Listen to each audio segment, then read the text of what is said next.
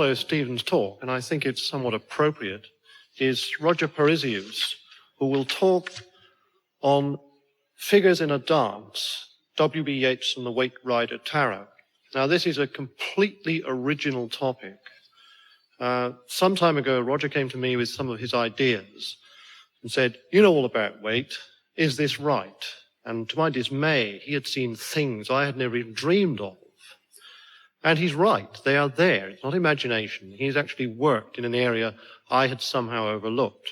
And I'm sure this indicates the fact that in many areas of research within the Golden Dawn, there are many things that have not been looked at. The paper we just heard indicates that to begin with. But I won't try to preempt anything Roger says. I'll tell you something about him. He is the archivist for Anne Yeats, and thus he's very familiar with all the original Yeats manuscripts. He's also General Secretary of the Theosophical Society of Ireland, which is very much a non-adyar body, and therefore it is rational. And he's also, as a consequence, familiar with the whole range of Western and Eastern esoteric thought. So he has the background from which all this has been brought up. At the same time, as the ideas are both original and important, and as I would stress, this is the first time they have been brought out in public, it is fair to state that they are going to be published in due course in book form.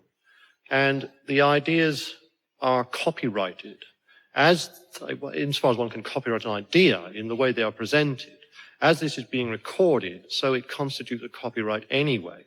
I would say this because one has to do it purely for legal reasons. Anyway, without more ado, I'll introduce Roger Parisious. The first thing I'd like to ask, I assume everyone here knows the Waite Rider Tarot. How many here know the work of W.B. Yeats? A fairly good number. So, nevertheless, some explications may be necessary on that side. I'm going to make two major claims today, and as Bob has indicated, I think both have very far-reaching implications which cannot be touched on in the next 20 to 25 minutes.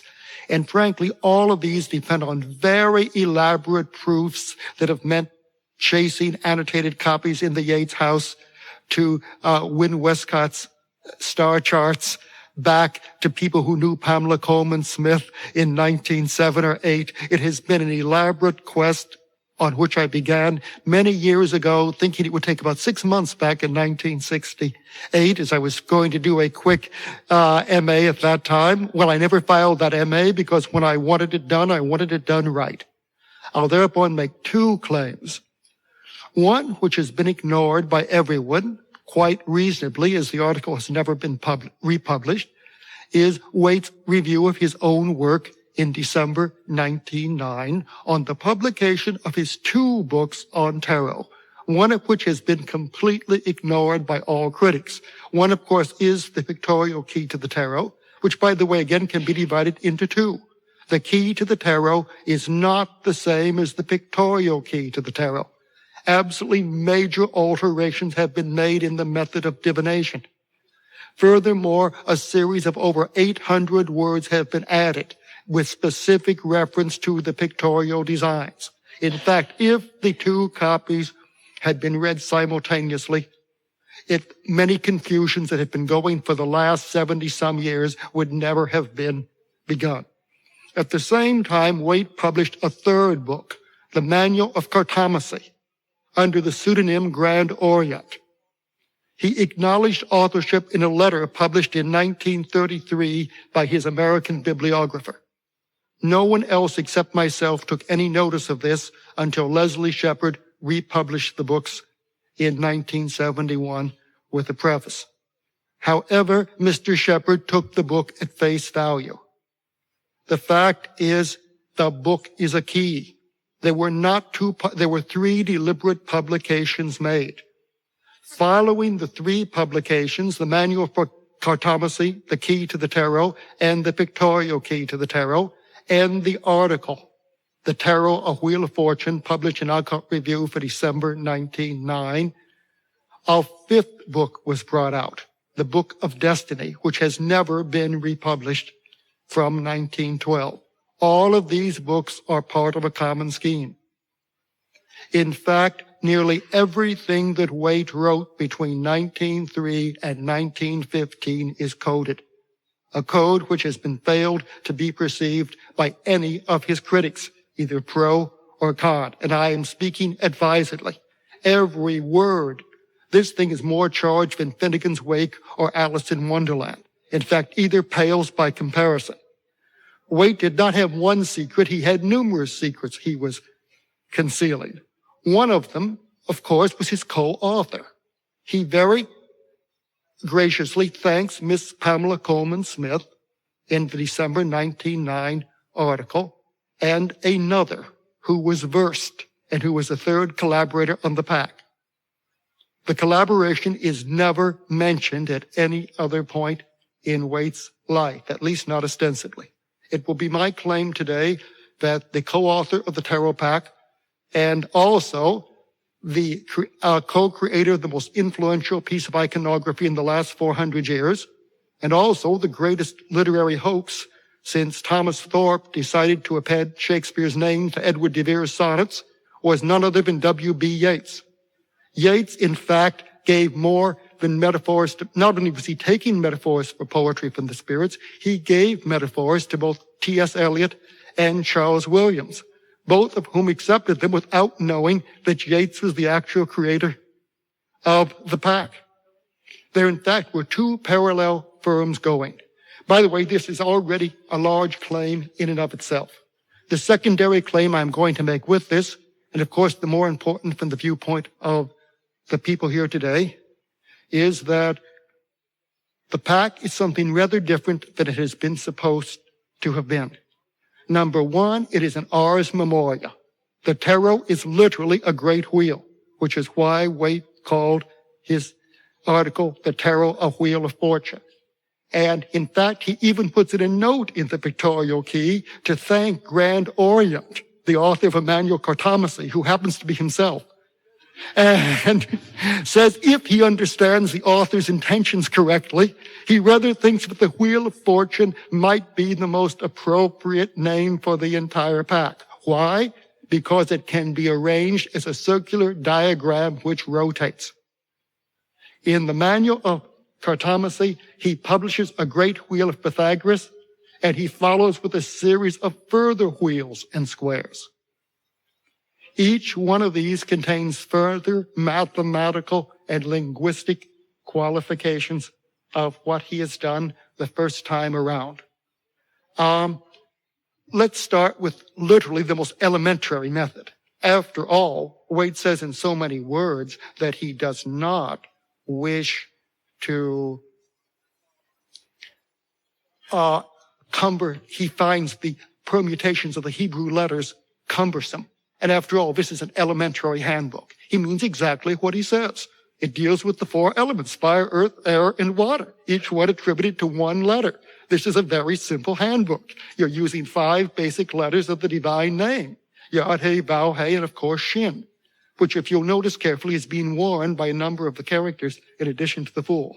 However, look a little more deeply into your pack. More specifically yet, these 4 suits of the tarot, or specifically, the book was not written alone. It was written in addition to the series of publications specifically on tarot with a very large book called The Hidden Church of the Holy Grail, which concludes with a long section on the hallows of the tarot as being the 4 hallows of the Grail Castle. This appears in all historical probability to be correct. In fact, Waite and Yeats had numerous historical sources for this, which they did not choose to give out. However, they can be located and they are available. And in fact, this should be emphasized that these hallows are found in the lower arcana, not in the greater arcana. But the entire 650-page book of the Hidden Church of the Holy Grail is not about the King Arthur legend at all. It's about the tarot pack as a reinterpretation of the Arthurian legend. I'll give you the key right now. And Waite is saying, in fact, he goes through the adventures of Parzival. Parzival is, of course, the Fool. wearing his red feather. At a certain point in the story, Percival kills a red knight and puts on his costume. He is, of course, the Knight of Wands. And in case so we don't miss it, Waite inserts the remark in his second edition, his motion is a clue to the precipitate character of its writer. A precipitate character is, of course, a character on the edge of a precipice. And what is his clue? The horse, if you look closely, has his legs crossed in the form of a swastika. He is doing a dance. Take it further. So we are told in so many words that the Knight of Swords as if he were Galahad. It's not if he were Galahad, he is Galahad.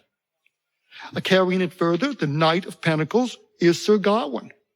Waite makes a great fuss about the fact of how lowly and obscure and corrupt Gawain is. As a matter of fact, he's the Knight of Pentacles, and we'll have something else. In fact, he even gets his pentagram inverted at one point, as Waite knew very well from the story about Sir Gawain and the Green Knight. And number 4, of course, there's Sir Lancelot, who comes in as the Knight of Cups. We can keep this going. Guinevere is, of course, the Queen of Wands. Arthur's reverser, and she's unfaithful. Waite has all these lines about King Arthur's faithless queen. However, we'll go and take it back, of course. By the way, the line about the dismemberment of the Arthurian Empire, of course, Arthur is the emperor. And when Merlin, of course, is the magician. One can go on absolutely indefinitely. The entire pack is coded to the 600-page tarot book. Let's take it a little further than this. Waite persistently tells us that the Grail was moving about, that the castle was here today and gone tomorrow. He means exactly what he said. When he says the authors were poles apart, he means exactly that. He's got them on his wheel, and they are literally poles apart, like from north to south, moving from east to west. After a while, given certain keys, you reverse the motion. All right, next one, around. Let's go back to the pictorial key to the tarot. One of these little tricks on which he has literally stood everybody on their head for the last 70-some years, and I'm afraid no clairvoyant sense ever warned them about this one. When he says reverse, he does not mean inverse. He draws a very clear distinction in his definition of the 15th card, the Devil, who has the 2 points up above and the 1 point pointed downward. He twice says it's reversed and once that it is inverse. Reverse refers to the motion of the pack. The cards are a kaleidoscope. Taken on one level, they are a 3-dimensional turning sphere. When he says the secrets belong to the sphere of prudence, which is a most occult sphere, he means exactly what he is saying. Let's take it a little further than that. Of course, the sphere group to which Waite belonged was headed by none other than Florence Farr. And Waite, again, referring to a sphere group, which is a most occult sphere, is specifically identifying the group which started the wheel turning. I have seen Mrs. Farr's private papers, Mrs. Emery more correctly, and the fact is, yes, she was working with spinning the Fool's 8-pointed star about. But let's go a little further here. I hope I'm not going too rapidly for you, and I realize this is somewhat astonishing, or maybe what I'm saying here today. Of course, the theme. In 1932, I'm going to jump to the other end of the line. In addition to conferences that W.B. Yeats, that is to say, was having around 1903 to 4, which I'll document with A.E. Waite on the subject of the Arthurian legend, the actual date was somewhere around mid-January of 1903. In about approximately 1918, another young gentleman of strong poetic abilities and strong theological leanings, one Charles Williams, was to pick up Waite's The Hidden Church of the Holy Grail. He went on to write what some critics regard as the best treatment of the Arthurian legend since the medieval period. However, quite apart from that, has been overlooked, he wrote a second book or novel, not overlooked, but they have never been combined, called The Greater Trumps. The fact is, everything that I'm telling you today was broken by Charles Williams back in 1932. He describes at great length the tarot dance, and he describes specifically, and I'm citing page 33 of the first edition, how there are two patterns, one of squares and one of circles, so that the eyes is with a chessboard, so now one and now the other predominant. The chessboard is specifically shown upon the Queen of Wands, whom I've already mentioned, upon the Ten of Pentacles, and upon the Pope. If you will, the Emperor, for reasons that I cannot, there's not time to do so today. We'll get to the next thing. The fact is you have got the diagram right there. It is further stated specifically in the hidden church of the Holy Grail that the Fool received a chessboard. The Knight of Wands represents the Fool. His motion is a key to the precipitate character of the rider. The entire pack moves as a series of knights moves, branching out in 4 different directions from the center, the symbol of the swastika about the poles. When Waite keeps talking about the poles moving, and when Yeats writes about the hidden pole, he means exactly that. The first public breaking of this story from a metaphysical point of view was made in France in 1925 by a man named René Guénon in a book called The King of the World, which has now been translated into English. Despite some mistranslations, I urge that the book be read. There is one important chapter called The Symbolism of the Grail, which I published separately in Studies of Comparative Religion as far back as 1966. It's been reprinted about 2 years ago. I'd hoped to do the whole book, but frankly, we couldn't interest anyone in doing an entire book on the primordial tradition at this particular point. I was very much aware as a young person that these images seemed to be in the tarot pack, but it seemed impossible. The tradition had not been broken until 1925. Wrong. The tradition had been broken in a 1,000-page book in 2 volumes, published between 1893 and 1897, with the specific aid of E. Wallace Budge of the British Museum and later member, as I presume, of Florence Farr's Sphere Group. The book is by John O'Neill, and Waite gave the story himself. He gives it away. He goes raging against these people who are trying to give fake Egyptian origins to the tarot pack, and then remarks as if it might not be found in some strange night of the gods. Well, that's exactly where it's found. You go to the British Museum. Unfortunately, they don't have it cataloged under N. The author is John O'Neill, and I'm afraid his name is unknown to posterity. He was the friend of nearly every learned man of his time, and he had been to Japan, where he had watched Shinto dancers making their steps upon, and had been instructed by a learned Shinto priest. Later, he went to Cyprus, the home of the Templars, where he met a Sufi master who again instructed him in the dance footprints upon the sand.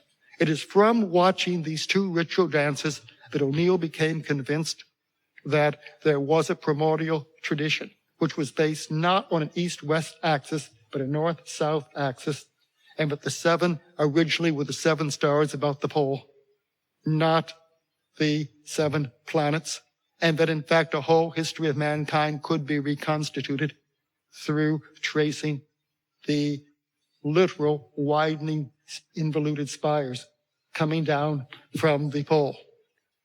It is a book which well needs to be reprinted. O'Neill writes at the end of volume 1 that he has not had time to read James Fraser, but after his 20 years of effort, he now can settle back and read Fraser. He was dead 4 months later. There was no trouble finding a second publisher for the 2nd volume. The friends were generous. They had included, as I say, every well-known nymphonologist and sinologist of their time, E. Wallace Budge and Alfred Nutt, author of the major work on the Holy Grail. Please get these connections closely here. Financed the 2nd volume of O'Neill. It appeared in 1897.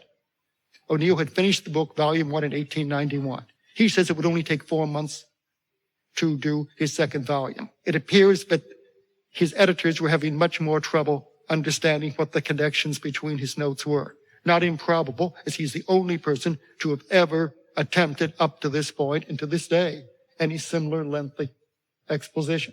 I cannot recommend the reading of the work sufficiently. However, one of the people who read it was W.B. Yeats. I would put the time of the reading most specifically around 1895, but I won't bore you with technicalities today.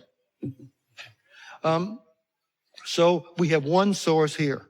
MacGregor Mathers talks a little bit about Cather being the hidden pole, but he doesn't have any of this. More specifically, it was Yeats who was reading at the same time who conceived the idea, and the markings are still in his library, that the primordial tradition was to be found in the ancient Welsh version of the Parsival tale. It was he who brought the story to Waite, who in fact had no use for folklore.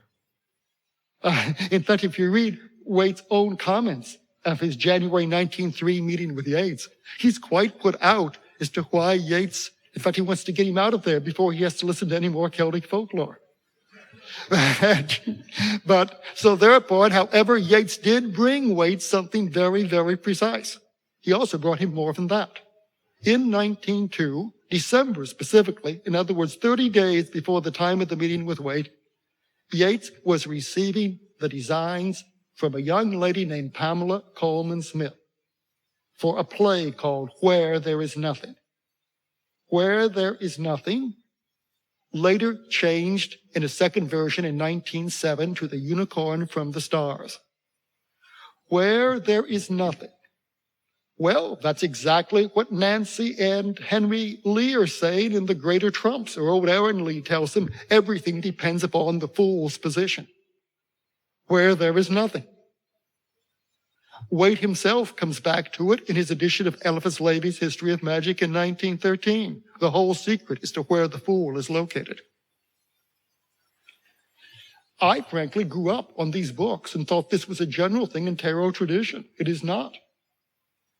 The answer, and by the way, Waite published his own answer. Oh, sorry.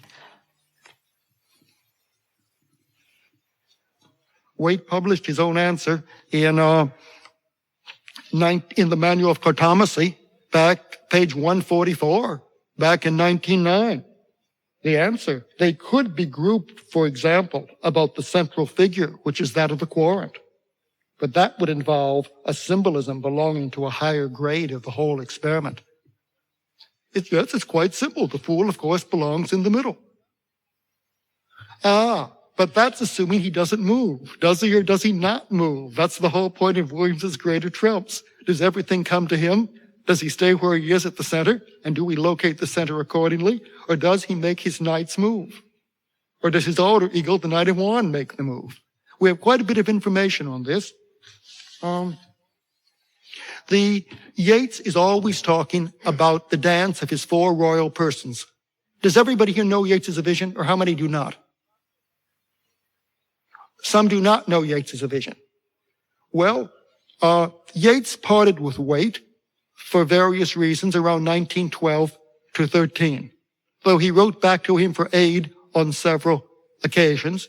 And I have one report, as yet unconfirmed, that Waite came down to see Yeats at Oxford in the early 1920s, though Bob Gilbert has found no corroboration at his end of the line on this. If it turns out to be true, it's going to be very significant indeed.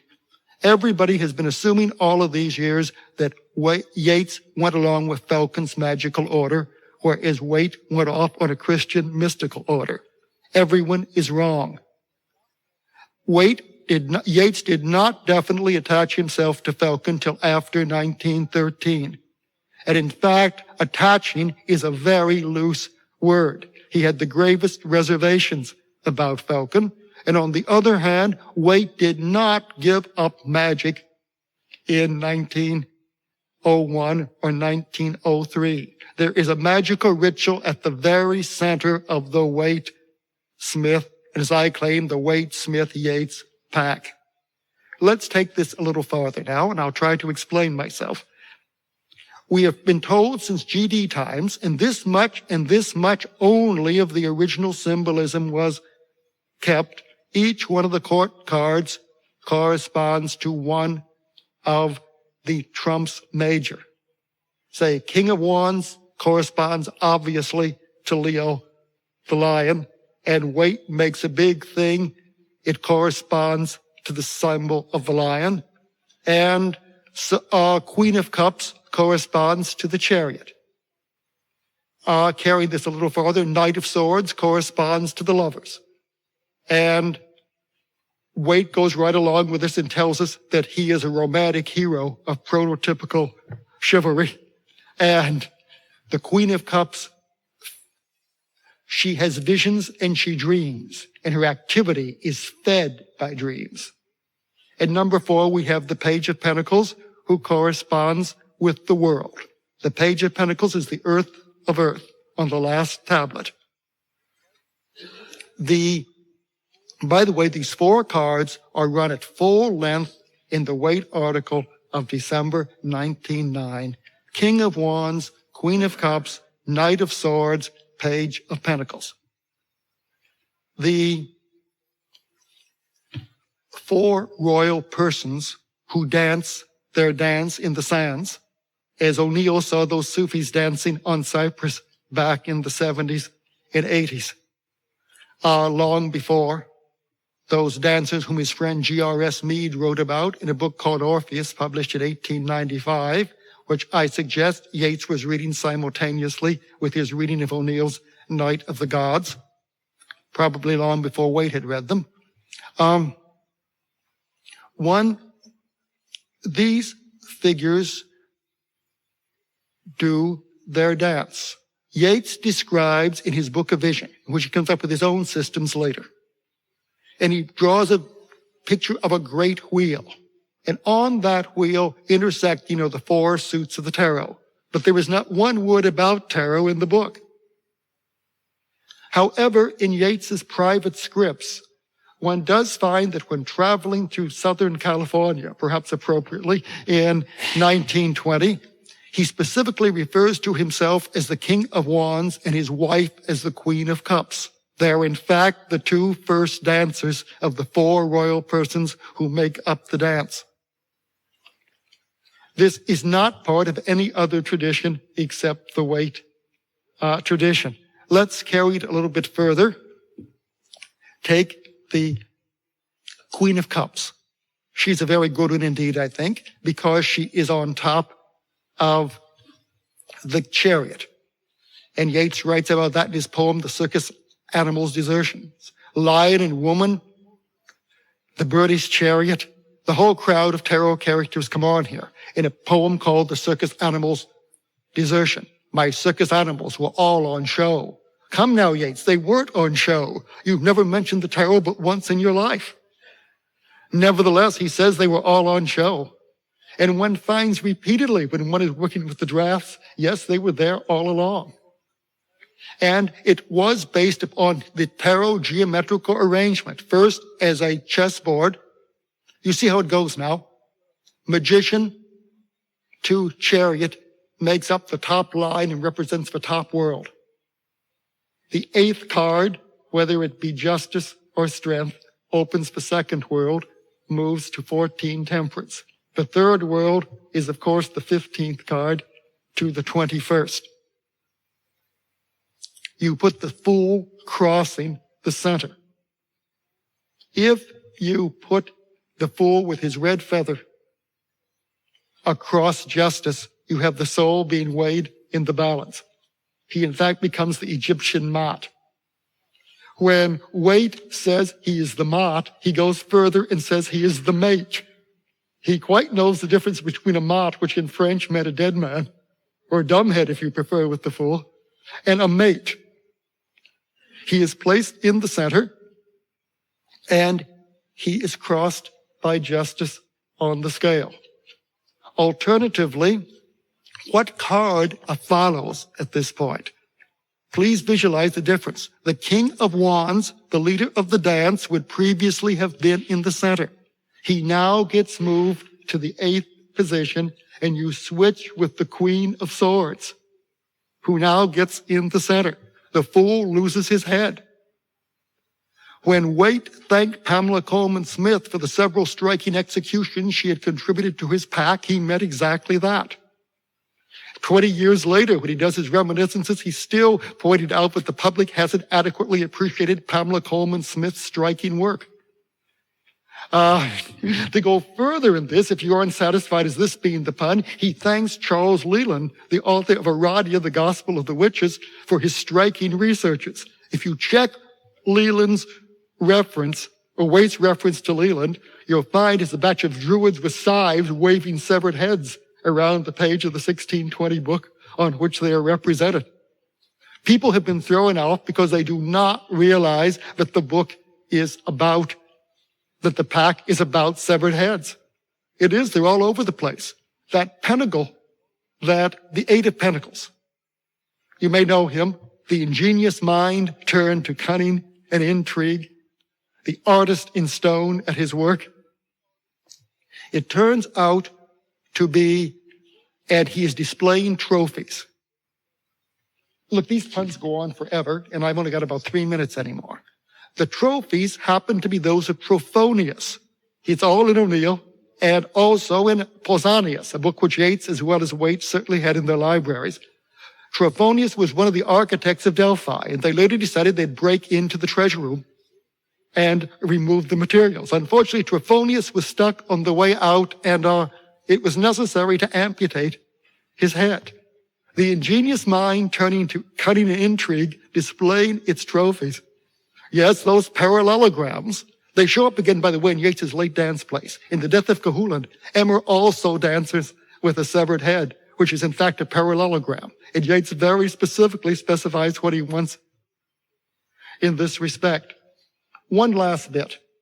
I'll now throw in a Bacon Shakespeare claim. I can quickly give this, got 2 minutes. And I was back to the Queen of Wands. Yeats's book is called A Vision. All right, the Queen of Cups sees visions and has her dreams. All right, anybody can see visions and have dreams. There's a little bit more. She feeds upon them. And does anybody remember that great, beautiful, big ciborium that gets illustrated at the front of the book? That's what she's looking into if you check your Queen of Cups. The author of A Vision is in fact looking into the Holy Grail. And to carry this a little further, let's go back to Waite now. He describes the remarkable experiences he had with psychic Pamela Coleman Smith and how in fact he had to be careful that she was being spoon-fed. Many years later, Jessie Weston also brought out a book called From Ritual to Romance, which served as the basis for Eliot's The Wasteland, and his interpretation of the Waite-Smith Tarot Pack. Waite complains bitterly she was spoon-fed. The only person who could have spooned, and he further adds that the person who gave her the information was W.B. Yeats. The only person, in fact, the word spoon-fed is unusual. It's used twice in all of the Waite canon. It refers specifically to the Queen and her cup from which one feeds. It's a ciborium, but has a residue of the intinctured host. I could go on all day about tinctures, but I think you've got the idea already, and we shall close with one last bit, if my claim has been too recondite. Yes, there has to be a cipher. Waite was great on ciphers, and after all, the Fool is a ciphered card. He says that it should scarcely be necessary to enumerate them. This is his passage immediately following the Grail section. For they must be almost commonly familiar. But as it is precarious to assume anything, and as there are also other reasons, I will tabulate them briefly as follows. If you'd care to run a 23-letter anagram, I will tabulate them briefly, reads William Butler Yeats Thief. And thief is in order after you remove the William Butler Yeats. If you want to call that coincidence, I think one's carrying it a long way. Indeed. He's, of course, the magician, who's quite a good thief indeed.